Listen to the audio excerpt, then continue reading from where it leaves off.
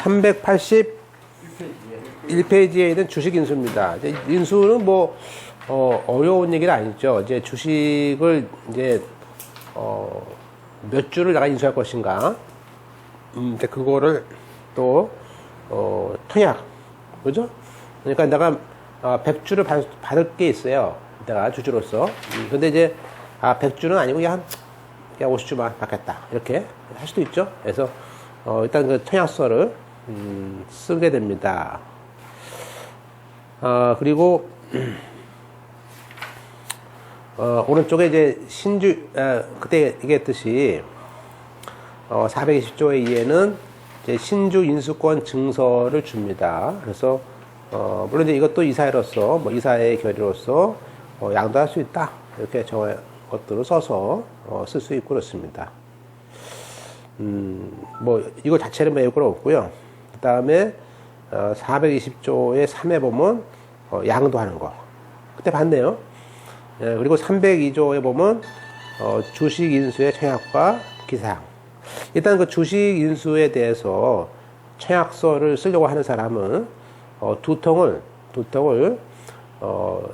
이제 내는 거죠. 써가지고. 그래서, 어떤 주식, 보통주, 뭐, 5천주, 그죠? 이렇게 주소 쓰고, 이름 써서 하는 것이고, 따라서 이거는 이제 나중에, 이게 뭐 취소나 무효를 정할 수 없죠. 그래서 107조 단서에 따른, 이제 이건 단체이기 때문에 민법상 비진입 표시라고 그러죠. 거긴 적용되지 않습니다. 그러면 그 청약을 하는 경우가 있고 안 하는 경우가 있는데, 만약에, 신주 인수권 권리가 있는데, 청약을 안 해요. 그러면, 신주 인수권을 가진 사람은 권리를 잃는다는 것이고요. 따라서 신주 인수권에 대해서 이제, 그 청약을 안 하면요. 당연히 실권주가 가지고, 실권주가 남는 것이고, 그렇게 되면 이제, 미발행 주식으로 남는 것이죠. 그래서, 지난번에, 그런데 2014년에 1만 주를 발행했습니다. 그리고 2015년에 다시 1만 주를 발행해야 되는데, 지금 8,000주는 인수가 들어왔는데, 2,000주는 아직 인수를 안 들어왔어요. 그러면 이제 2,000주는 그냥 실권주가 되는 것이죠. 그러면 이제 우리가 지금 현재 4만 주의, 그죠? 범위 내에서 내가 발행할 수 있다라고 했어요. 그럴 때는 이제 당연히, 이제 발행 예정 주식수가 이제 2만 주하고 2,000주, 그렇게 22,000주가 남는 거죠. 그래서, 거기, 미발행 주식수가 이제, 우리가 아까 2,000주하고 2만 주 이렇게 합치는 것이 된 것입니다. 그 다음에 이제, 신주 인수권에 대해서는 우리가, 청약을 하지 않았을 때, 아니죠, 공동인수, 청약을 하지 아예 청약을 안 한 것에 대해서는, 인수는 없다는 것들이 있고요. 이렇게 신주 인수, 이제 여기 청약서 외에도 신주 인수권 증서를 배사해서 주면은요, 이거 가지고 이제 청약할 수도 있죠. 그래서 지금 이제 신주 인수권 증서를 요즘에 종이를 안 주고요, 전자로 만들어서 이렇게 줄 수 있죠. 엄수표처럼, 그렇죠. 요즘에 그렇죠. 엄수표도 전자엄이 나오지 않습니까? 그런 것처럼, 전과들로서 전자로 이렇게 등록할 수 있게 해놨습니다. 그럴 때는 이제 420조의 뭐에 따라서 신주 인수권 증서를 가져와서 청약을 하면 되는 것이죠. 그래서 신주 인수권 증서를 가지고 청약서를 내기 때문에 이 청약서가 이제 나중에 등기할 때 내는 것입니다. 그죠? 물론 이제 신주 인수권 증서를 분실했다. 그래서는 청약서로 청약을 하는 것이고요. 그 다음에 이제 따라서 그 기출문제, 이 신주 인수권 증서를 분실했으면요, 뭐 이게 좀 우리가 보통 주식은요, 한 2주가 지나면 바로 할 수 있기 때문에 뭐 공시채고라는 절차를 밟지 않습니다. 그죠? 무슨 엄수표처럼, 그죠? 신문에 공고하고 채권 판결, 좀 383페이지 보고 있습니다. 383페이지에 박스 밑에 기출문제 보세요. 뭐 재발행 청구 필요 없죠. 그런 거 안 합니다. 일단 청약을 하면은 이사가 이제 그 주식을 배정을 하고 이제 신주 인수는 끝났기 때문에 이제 신주 인수는 자기가 청약한 것만큼 돈을 납입을 해야겠죠. 할 의무가 있습니다. 물론 그 기출 문제 주식 인수 청약에 대해서는 신주 인수권자가 신주 인수권 유무를 불문하고 아니죠. 신주 인수권자야만이 청약을 할 수 있기 때문에 인수권도 없는데 배정할 수 없습니다. 그래서 신주 인수권자가 했을 때 배정하는 것이죠. 또 납입 그럼 이제 421조 이사는 이제 신주 인수인으로 하여금 그러면 이제 그 배정을 하죠. 그런데 뭐 5천 주 달라 그러면 5천 주를 다 준 경우도 있고 못 준 경우도 있죠. 이렇게 배정을 합니다. 그래서 주수에 따라서 납입기일까지 그날까지 돈을 다 내세요. 그래서 돈을 받는 것이죠. 그 얘기는 전액을 납입하세요라고 하는 것이죠. 납입시켜야 됩니다. 그런데 이제 그 중에는 최근에 2항에 너무 중요한 얘기죠. 자, 예컨대 이제 A1이 여기 이제 이 사람은 5천 주를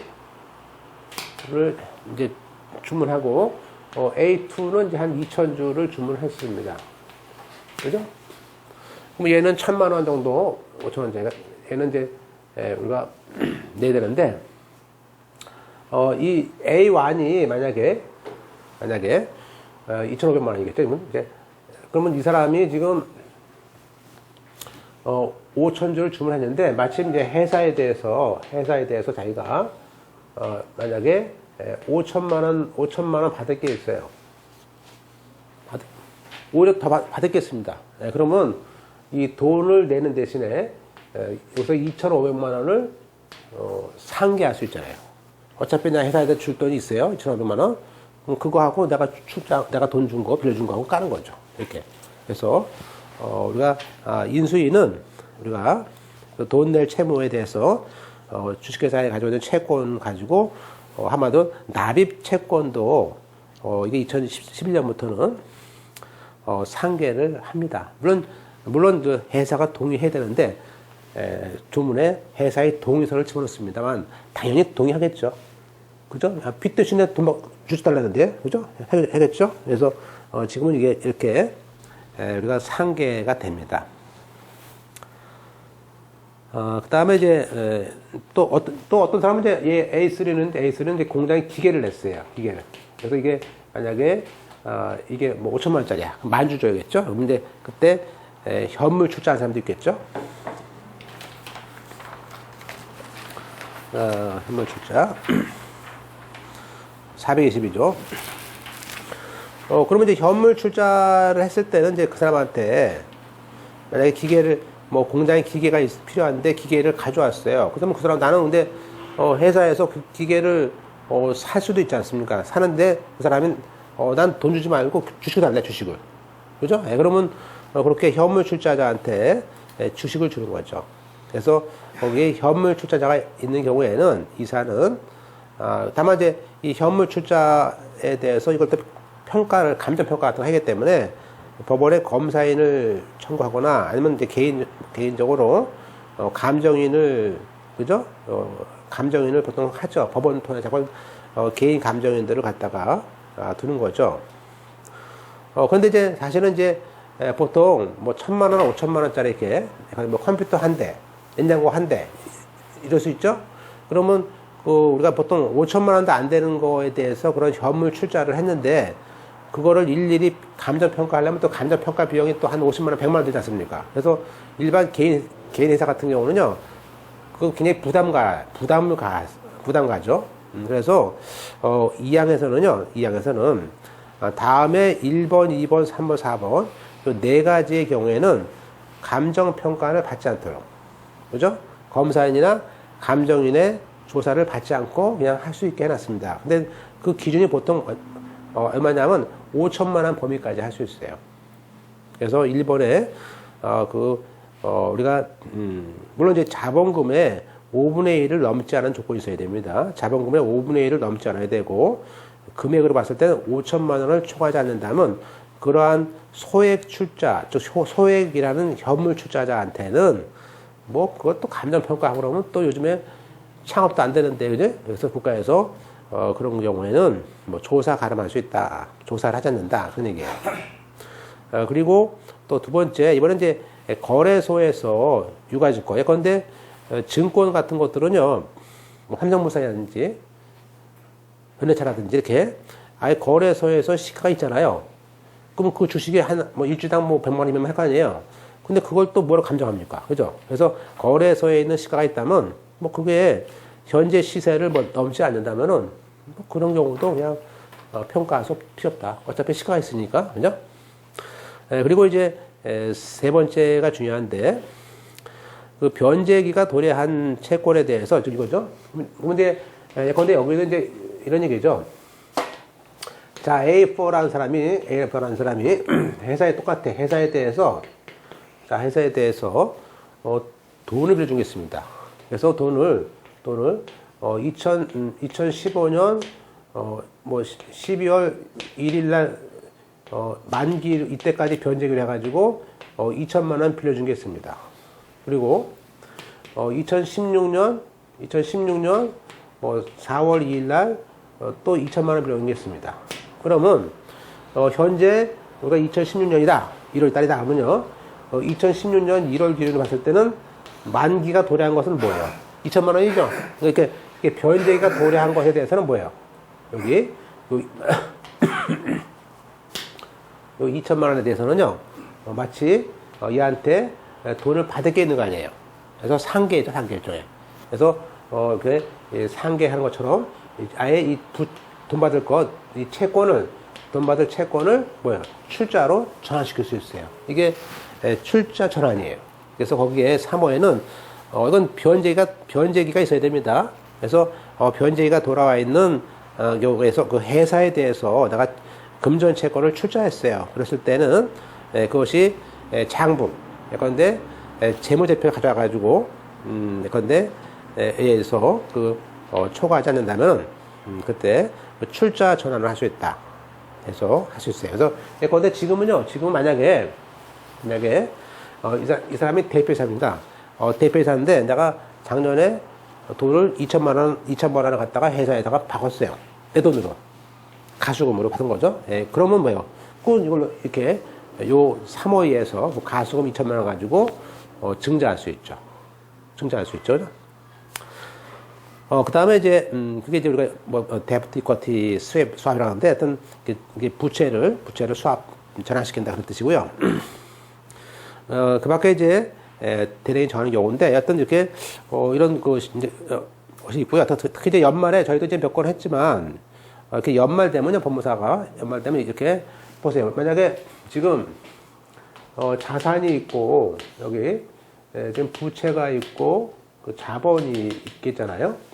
근데 지금 회사에서 가수금은 이제 여기 이 가수금은 이제 회사에서 대표이사가 돈을 2천만 원 집어넣은 거야. 그래서 이렇게 2천만 원이 이제 회사의 부채가 됩니다. 그잖아요. 근데 이 부채를 뭘로 증자를 해가지고 자본금으로 옮겨요. 2천만 원이 그죠? 그러면 당연히 부채 비율은 떨어지는 거죠. 이게 줄잖아요. 그죠? 이렇게 하는 것이죠. 그래서, 우리가 그렇게 하는 건다 알 수 있어요. 사망은 이제 우리가, 그 검사인이 했을 때, 그런 결과에 대해서, 우리가 이제, 부당하다. 그럴 때. 근데 현물 출자를 갖다가 1억 했는데, 그 기계가 1억짜리는 아니고 한 7천만 원짜리 같아. 그럴 때는, 야, 7천만 원만 해. 라고, 이사하고, 현물 출자자에게 통고를 합니다. 그러면 그때 그 변경을 한 거에 대해서 불만이 있어. 야, 내가 7천만 원짜리는 나 싫다. 난 주식 안 받을래. 할 수 있죠? 그래서 이렇게 그 변경에 대해서 주제 다운된 거에 대해서 불복하는 현물 출자자는 주식 인수를 취소할 수 있죠. 있죠. 예.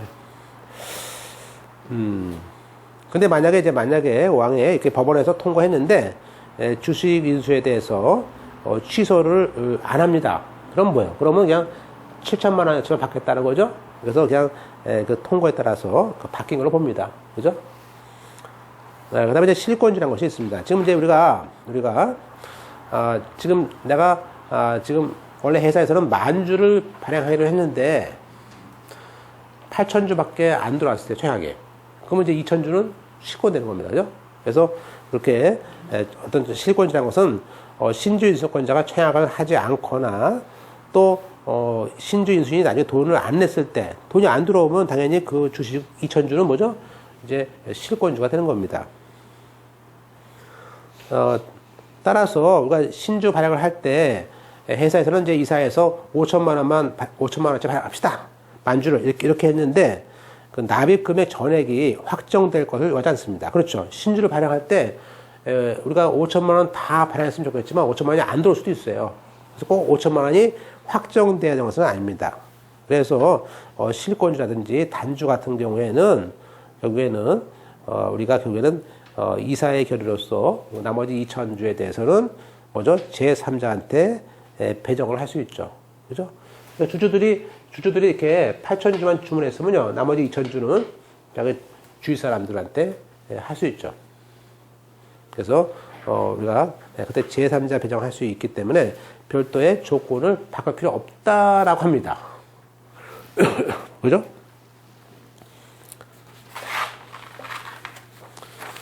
자, 이제 그런데 이거를 이런 실권주를 가지고 또 이제 이 실권주를 이용해서 이제 자식한테, 부인한테 주죠. 그죠? 그래서 넘겨보시면 따라서 또 단주 같은 경우는 단주는 1주 미만이죠? 그럼 만약에 이렇게 놀아주다 보면 이제 0.1주씩 남으면 이제 그때는 단주가 쭉 생길 거 아니에요? 그러면 이제 한 1,000주가 있다고 1,000주를 팔아서 단주를 팔아서 시가를 팔아가지고 남은 돈을 주면 되죠. 그래서 한 명당 750 주든지, 그죠? 이렇게. 근데 보통 이제 법인 주주들이 실권을 많이 합니다. 그죠? 내 건데 이렇게 하는 것이죠. 그러니까 이제, 옛날에 삼성 이건희가 했던 방법이 뭐였습니까?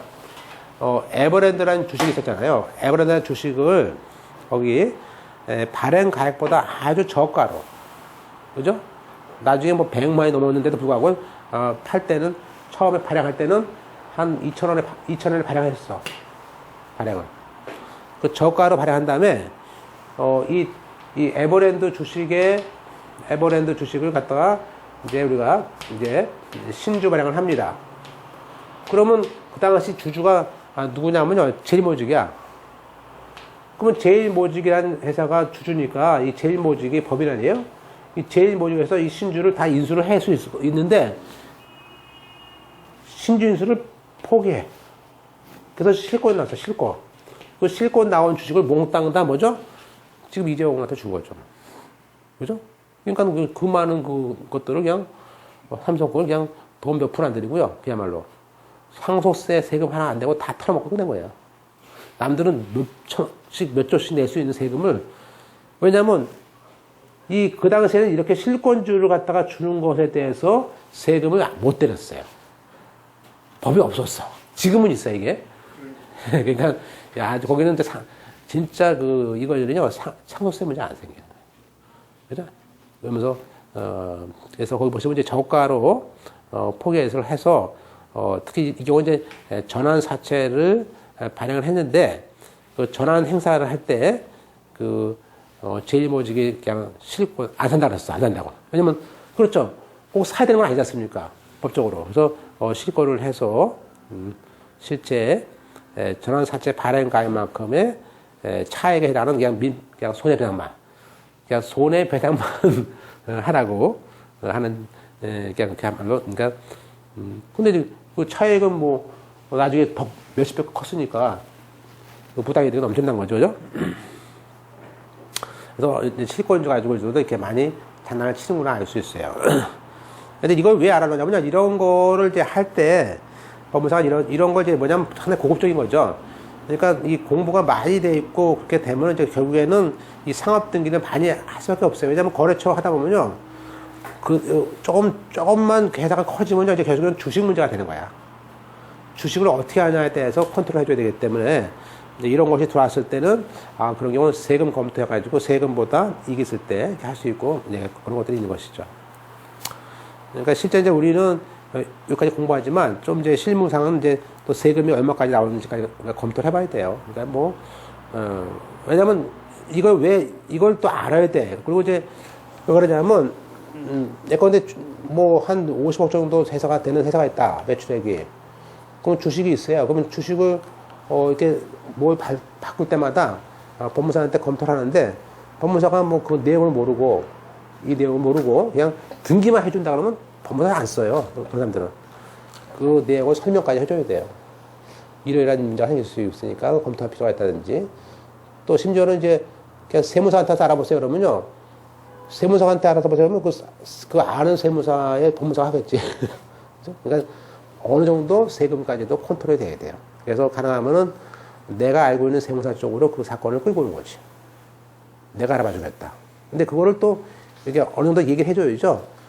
아예 모르면 대화가 안 돼요. 그 사람만큼도 모르거든요, 사실은요. 그러면 또 실력이 없으니까 그런 사건, 큰 사건 같은 거 못 맞죠. 하여튼 이제 그런 문제가 있습니다. 근데 이제 이런 것이 이제 바탕이 되는 것이고요. 그 밖에 상장 주식은 이제 이거보다 까다롭죠. 외부 회계감사도 하고, 증권 신고서도 하고, 그런데, 우리 시험에 안 나옵니다. 안 나오기 때문에, 우리는 볼 필요 없고요. 바번에 이제 신주 발행을 한다. 그럴 때, 그러면 신주가 이제, 그러면 언제부터 그 새로운 주주의 주식이 주주가 됩니까? 라는 것인데, 이제 그것이 신주 발행의 효력 발생 시기란 말하고, 주주가 되는 시기가 같은 얘기죠. 자, 1항에 일단 신주 인수인은 그렇죠. 돈을 내든 또 현물 투자하든 납입이거나 현물 투자했을 때는 납입기일 있지 않습니까? 납입기일 다음 날이에요. 보통 이제 만약에 12월 30일 날 신주 납입 이제 법인 통장에 있는 잔고증명서가 5천만 원 딱 찍혀 있어요. 그러면 12월 31일부터 주주가 되는 거예요. 그죠? 그러니까 한마디로 돈 들어오는 다음 날이에요. 통장에 돈 들어오는 다음 날입니다. 예, 그죠? 납입기일 다음 날. 새로운 주주가 되는 것이고요. 그러면 만약에 그러면 새로운 주주가 되면은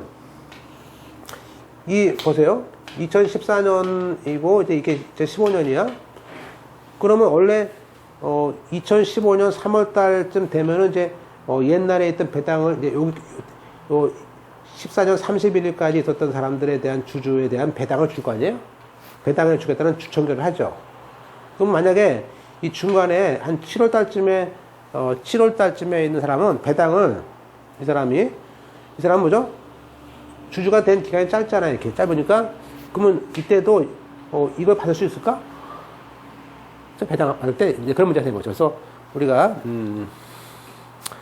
거기 근데 그 조문에 단서에 있습니다. 보시면요. 신주에 대한 이익배당은 원래는 그 신주 효력이 발생하는 영업 용도의 이익배당에 대한 신주로 참여를 할 수 있죠.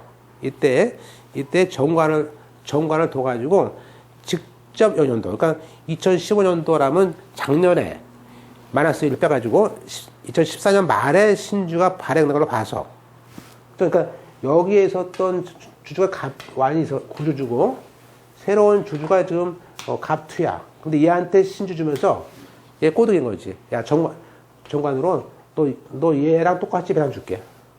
너는 지금 들어왔지만 얘랑 똑같이 줄게. 이렇게 할 수 있어요. 그래서 여기 그 직전 연용도 말에 신주가 받은 걸 봐서 구주와 동일하게 배당을 할 수 있습니다. 물론 그건 정관으로 정하면 될 수 있죠. 그 다음에 두 번째, 물론 이제 인수인이 돈을 안 내거나 현물 출자자가 현물을 이행을 안 하면요, 당연히 이제 권리는 있습니다. 이게 실권주가 되는 것이죠.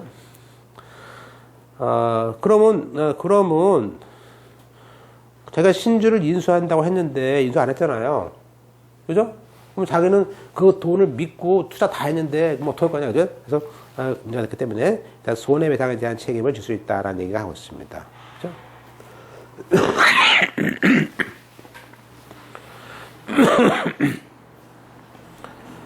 자, 그 다음에 이제, 387페이지에 이 신주에 대한 효력 발생, 펼치시고요. 우리가 이제 이 효력 발생 시기를 물어보는 문제가 참 잘 나옵니다. 나오는데, 이게 다예요. 다. 이게 답니다. 그래서 아까 통상의 신주 발행은 나비길 다음 날입니다. 근데 우리가 여기 K1한테 사채권자한테 사채를 발행합니다. 한 1억짜리. 그러면서 이 사채권자한테 야 나중에 네가 이 사채를 내가 가지고 있으면 물론 회사가 너한테 이 사채에 대해서 그죠? 이자를 주겠죠. 그러면서 또 인센티브로 야 너한테 신주 인수권을 줄게. 그죠? 그렇게 신주 인수권을 준다는 조건으로 사채를 발행할 수 있어요. 그러면 그렇게 나중에 신주 인수권부 사채권자가 나중에 그 신주에 대한 청약을 합니다. 네, 그러면 걔는 언제 주십니까? 이때는 돈을 낸 때예요. 다음날이 아니고. 그래서 우리가 통상의 신주 발행하고 신주 인수권부 사채에 대한 주주가 되는 시기는 달라요. 그걸 제일 많이 냅니다. 그죠? 그리고 이제 뒤에 배우지만 우리가 준비금, 우리가 법정 준비금 이제 돈 벌어오는 걸 그러니까 주식의 두 가지죠. 그러니까 자본 거래를 통해서 돈을 이제 비축해 놓은 것들이 준비금이고요. 또 영업 거래를 잘해가지고 또 영업 이익을 비축해 놓은 것이 이제 이익 준비금이죠. 이렇게 자본 거래라든지 또 영업 거래라든지 그런 걸 통해서 어떤 그 잉여금 회사에서 이익이 남은 걸 준비금으로 받는데 이 준비금이 지금 우리나라 하면 대기업도 엄청 많습니다. 그죠? 엄청나게 돈을 많이 벌어왔어. 그럼 이 준비금들을 어느 정도 되면 이제 이거를 또 이제 신주를 또 발행해서 돈을 주는 경우가 있겠죠. 이때 준비금에 대한 것은 이제 그냥 공짜로 주는 겁니다. 주주에게 그냥 한 주씩 쫙 뿌리는 거야. 그죠? 서비스로. 그래서 이건 무상이죠, 무상. 그러니까 아까 여기 있는 보통 통상의 신주 발행은 이제 유상을 했다는 것인데 보통 준비금에 대한 납입은 뭐죠? 그거는 종래 주주에게 회사가 잘 되니까 종래 주주에게 그냥 예컨대 10주당 한 주 주겠다. 이런 식으로 해가지고 준비금을 통해서 자본을 증자를 하고 할 수 있습니다. 근데 그때 그것은 이사에서 하는 경우가 있고 주청이 있는데 보통 신주는 이사회니까 이사의 신주일 때는 이사에 결의한 날, 이사에서 신주 배정일로 결의한 날이고요. 주식일 때, 주식을 주는 경우가 있죠. 그때는 주총에서 종일한 날. 그래서 이렇게 준비금의 자본 전입은 이사에서 했느냐, 주총에서 했느냐에 따라서 우리가 결의 일자가 됩니다. 그럼 이제 주식도 병합을 합니다. 주식 병합을 하게 되는데, 예컨대 주식을 또, 한 주를 두 개, 이제, 우리가 두 개를 하나로 만들어서 주는 경우가 있겠죠? 주식의 수가 너무 많아. 불편해. 그래서 그냥 두 주를 하나씩 묻습니다. 그건 옛날 주주는 내놨죠? 그러니까 한마디로 두 개 받고 하나 주는 거죠. 그러면, 주권을 내놔야겠죠? 그러면 주권 제출 기간이 끝나면, 그때 가서, 우리가 새로운 한 주의 주주가 된 것이죠. 그리고 전환 사채라든지 전환 주식은 전환 청구권을 청구한 날입니다. 지금 박스 보세요. 박스를 지금 이제 보는 거하고 지금 있는 거 따따 보시면 안 돼요. 그죠? 됐죠? 그래서 그거를 이제 펼쳐 놓으시고 보시는데 우리가 이제 그 기출문제에서 이런 말 나옵니다. 법정 준비금에 대한 자본 전입의 효력 발생은 주청이 아닙니다. 보통 자본금에 대한 그 증자는요. 이 자본금이 보세요. 자본 전입. 자, 이게 자본금이 이만큼 있다가 증자하면요. 자본금이 이만큼 있다가 증자하면 이만큼 자본금이 늘어나죠. 그러면 자본이 전입된 거죠. 이게 돈을 받고 하는 경우도 있지만 지금처럼 그냥 준비금 가지고 늘어난 거죠. 이게 옮겨온 거죠. 그러니까 자본에 대한 증감 이런 것들은 다 누가 합니까? 이사회에서요. 원래 이사회에서 하는 겁니다. 그죠? 그래서 그건 주청이 아니고 이사회의 결의입니다. 잘 나오고 있고요. 그 다음에 이제 주주가 되는 시기는 신주 발행은 납입기일 다음 날이지만 그러면 처음 내가 모집을 설립했을 때는 언제입니까? 그거는요. 그거는 등기한 날, 설립 등기한 날에 주주가 되는 거예요. 설립 등기 안 하면 주주가 아니죠. 뭐. 등기가 나와야지. 그래서 우리가 설립 등기한 때다. 것들을 이제 잘 나오고 있고요. 통상의 신주 발행은 이제 정관으로 그 주총 결의로 하지 않는 한 보통 이제 이사에서 하는 것이 원칙이다. 되어 있고요. 근데 이 주총으로 하는 경우는 뭐가 있을 거예요? 그거는 주식 줄 때. 주식을 주는 거. 주식을 주는 거라든지, 또, 주식 병합, 주식 분할. 이게 주식과 관련된 것들은 전부 다 주주한테 물어봐야 돼요. 당신이 가지고 있는 똑같은 주식을 줄 거야 라고 말을 해주고 줘야지. 그죠? 그래서 그렇게 우리가 주식을 주거나 주식을 분할하거나 주식 병합은 종래 주주한테 이해가 있잖아요. 내가 가지고 있던 주식을 제일 준다고? 그게 얼마짜리인데 그렇게 물어볼 거 아니야? 물어볼 거 아니야? 그러면 뭐 5,000원 주겠다, 2,000원 주겠다 이렇게 말을 할 거 아니에요. 그래서 그 주식 배당이라든지 주식의 병합 분할은 다 주총결입니다. 이게 처음 볼 때는 어려워요. 물론 이제 애우기도 애우지만 좀 약간 이론적인 토대를 가지고 하셔야 됩니다. 일단 이제 신주가 이제 발행하면요, 그죠? 아까 종래 만주에서 뭐죠? 만주 2014년에 만주였었죠? 그죠?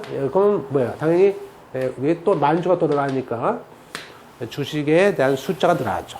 그래서 발행 주식 총수가 늘어났죠. 그러면서 그에 따라서 액면가에 곱하기 자본금도 5천만 원큼 늘어났죠. 그래서 자본금도 늘어나고 총수도 늘어나고 그런 걸 등기를 또 해야 됩니다. 등기부에 올려야 되니까. 그죠? 그래서 그러한 등기는 이제 신주 발행으로 인한 자본금 증가, 총수 증가로 하는 한마디로 증가하는 등기인 변경 등기죠. 그것도 합니다. 자, 그다음에 인수무효 취소 제한. 자, 427조입니다. 자, 신주를 발행하면요, 보세요. 신주를 발행하면요, 이 신주 발행한 거를 무효다, 물론 그럴 수 있죠. 사기당했다, 착오다, 이렇게 할 수 있는데, 그 무효나 취소를 주장할 수 있습니까에 대해서는 신주는요, 일단 발행하면요, 그 주식을 또 양도할 수도 있잖아요. 막 돌아다닌단 말이에요, 이게. 그래서, 우리 조문에서는 신주 발행으로 해서 등기를 했어요. 하면은, 적어도 1년이 지나면, 뭐 요건이 안 맞든, 무효든, 사기든, 강박이든, 취소할 수 없대요. 만약에 취소할 수 있다면요, 이건 뭐 엉망이 되는 거야, 거래가. 그죠? 그래서, 그 거래 안전을 위해서 이미 1년 지난다면 주식에 대한 취소는 할 수 없다. 그죠? 네. 됐죠? 권리, 행사도 똑같고요.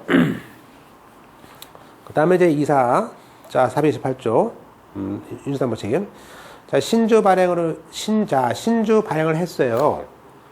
그래서, 예컨대, 거기에 만주라는 그 변경 등기를 했어요. 근데 등기는 만주 해놓고 아직도 인수 안 했어. 그죠? 그러니까 아직도 인수를 안 하거나 또 채용을 취소했어. 그러니까 인수를 안 하거나 채용을 취소했을 때, 그때 이사가 공동으로, 이건 등기했기 때문에 등기한 건데 책임져야지. 만약에 근데 실제 8,000주를 밖에 인수 안 했는데 2,000주가 들어온 거야. 더 들어왔어. 그죠? 실제는 돈이 안 들어왔는데, 그죠? 네, 그러면 2,000주에 해당한 만큼 이사가 공동으로 인수를 한 걸 봅니다. 네, 그러면서 손해배상 청구당하겠죠? 네, 청구당합니다. 그렇지만 이제 이건 인수담보 책임이지, 그 돈을 내야 되는 책임은 아니죠. 우리가 이제 그 신주 발행의 무효소가 뒤에 배우는데, 신주 발행 무효소라는 것은 6개월 내라는 기간이 있습니다. 한번 볼까요? 상법 429조에 따르면요, 신주 발행에 대한 무효는 주리감, 주주나 이사나 감사만 할 수 있고, 신주를 발행한 날부터 6개월 내에 해야 됩니다. 안 그러면 이 주식을 산 사람들이 피하 많으니까, 그래서 이것도 소로만 해야 됩니다. 그래서 이 신주 발행은 복잡한 법률 관계를 조기에 확정하기 위해서 빨리빨리 해야 된다는 것이 있는 것이죠. 그래서 그 밑에 언더라인 보면 신주 발행 무효소를 하면서 발행한 날부터 6개월 지났어요. 그 6개월이 지났는데 다시 새로운 무효사유를 추가할 수 있어요? 6개월이 지난 다음에는 이미 소송하고 있더라도 새로운 무효사유를 추가할 수는 없다는 거예요. 그거 하나 아시고요. 3번에 회사가 주주에게 주기로, 그러니까 주주에게 주기로 신주를 발행했습니다. 근데 주주가 안 받아. 포기해. 또 청약이 안 했어. 그럼 그 실권된 주주를 이사회가 마음대로 제3자에게 처분할 수 있습니까? 있어요. 이거를 인정합니다. 그래서 만약에 아들을 불러가지고 야 이리 와봐. 그래가지고 자기 부인, 주주에 다 주주야. 부인, 아들, 큰아들, 둘째 아들, 딸. 그래가지고 야 이번에 신주 100만 주는 너 딸 포기해. 마누라 보고 포기해. 그죠? 예. 아들도 다 몰아줄 수 있죠. 내 방은 몰아주지, 그죠? 이렇게 할 수 있고요. 아니면 아예 제3자한테 줄 수도 있어요. 그래서 그렇게, 제3자가 뭐 같은, 내연녀도 뭐 같은 줄 수 있다, 그죠? 예. 이렇게, 왜냐면 실권이니까, 어차피 실권들이니까, 어차피 걔들이 안 받는다 그랬으니까, 안 받는 주니까 그 남은 주식을 누굴 줄 수 있어요? 줄 수 있다는 겁니다. 그죠? 그러니까 이제 그런 얘기겠지. 똑같은 얘기예요. 그러니까 이제 여기서 갑이라는 사람이 이제 여기 자식들이 A1, A2, A3가 있을 거 아니에요? 그러면 이제 A1이 이제 이 주식 100만 주 받게 됐어요. 그래서 아버지한테 얘가 그죠? 안 받는다 그랬겠지. 근데 나중에 이제 아버지가 힘이 없어. 그럼 뭐죠? 여기 있는 사람들이 뭐죠? A4가 나타나가지고 야, 이거 신주가 무효다. 무효라고 주장할 수가 있냐 이거지. 근데 이 실권주의 경우에는 이거를 심지어 K한테 줄 수 있다. 그래서 우리나라는 이렇게 제3자한테도 할 수 있고요. 다시 한번 이렇게 실권된 신주를 제3자에게 주는 것에 대해서는 정관의 규정이 있어야 됩니까? 없어도 됩니다. 원래 보세요. 원래 제3자 배정은요, 정관의 규정이 있어야 되고요. 그리고, 신기술의 도입, 재무구조 개선, 그런 경영 목적이 있을 때만 할 수 있거든요. 근데 실권주만큼은 안 됩니다. 그래서 우리가 보통 실무에서는 법무사가 만약에 주식을, 이번에 주식 발행할 때, 예컨대, 그죠? 누구한테만 주고 싶다 그러면요, 어떡합니까? 시권시키세요. 그러면 돼요. 시권시키세요. 하면 돼요. 그죠? 네. 그래서 포기하면 됩니다. 포기하면 돼요. 그죠? 마치 상속 포기와 똑같죠? 포기하면 다 받는 거죠. 네, 똑같아요. 그죠? 네. 그런 내용을 아실 수 있고요. 그 다음에 이제 이 하자 있는 신주를 발행했을 때 다툴 수 있는 방법은요. 일단 사전적으로 신주 발행을 중지시킬 수 있죠. 그래서 우리가 법률상 신주 발행 유지 채권이라는 것이 있습니다. 이거하고 그 앞에 봤던 다른 기조에 이사의 그 위법행위 유치 채권과 다릅니다. 그 다른 거고요. 보통 이제 사후구제를 하게 되죠. 그래서 나중에 이사가 손배 책임지거나 자본에 대해서 손해봤으니까 총책임지는 것이고, 또 아까 뒤에 배웁니다. 현저하게 너무 싸게 줬어. 그럴 때 불공정하게, 이게 제일 많죠. 불공정하게 인수한 자에 대해서는 그 차액을 내라. 시가 20만짜리를 어떻게 5천원짜리 줘.